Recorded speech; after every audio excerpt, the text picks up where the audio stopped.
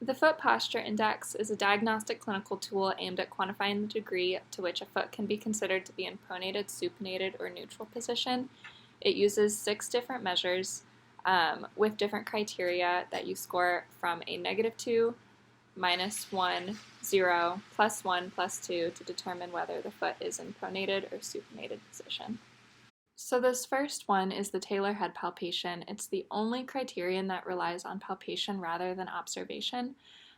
In this criteria, you're going to palpate the medial and lateral side of the anterior aspect of the ankle right on that Taylor head and then determine whether it's more palpable on the lateral side or more palpable on the medial side. For this patient, it's equally palpable on both sides, so that gives him a score of 0 for this criteria. Part 2 of the foot posture index is the supra and infralateral malleolar curvature.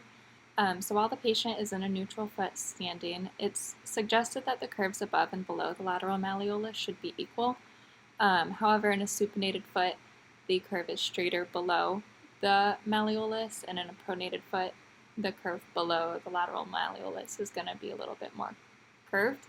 In this patient, it's a little hard to tell, but below his lateral malleolus, it is a bit more curved than it is above.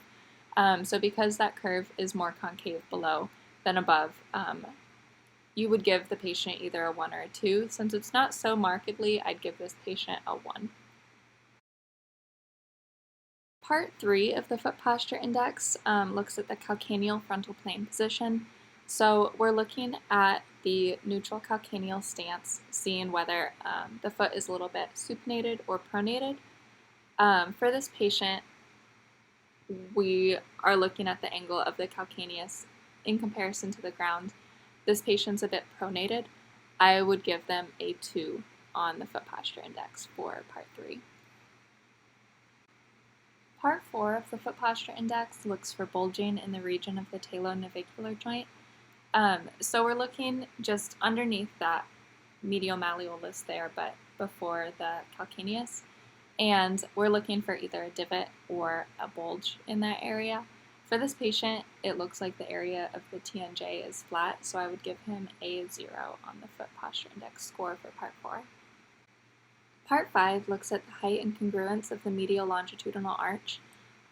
So in this one, we're looking to see whether it is moderate, acutely angled towards the posterior end, or if there's severe flattening in the central portion of the arch. For this patient, his arch looks relatively normal, and the arch is kind of curved the same throughout. Both of his feet look the same, so I would give him a 0 on part 5. Part 6 looks at abduction and adduction of the forefoot on the rear foot. So for this one, we look from behind at the calcaneus and look to see whether we see toes on the medial side or the lateral side.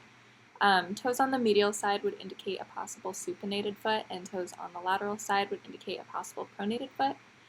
Because this patient does have toes lateral that are visible and no toes that are visible on the medial side, I would give him a score of a 2 here. So here's our final foot posture index data sheet for this patient.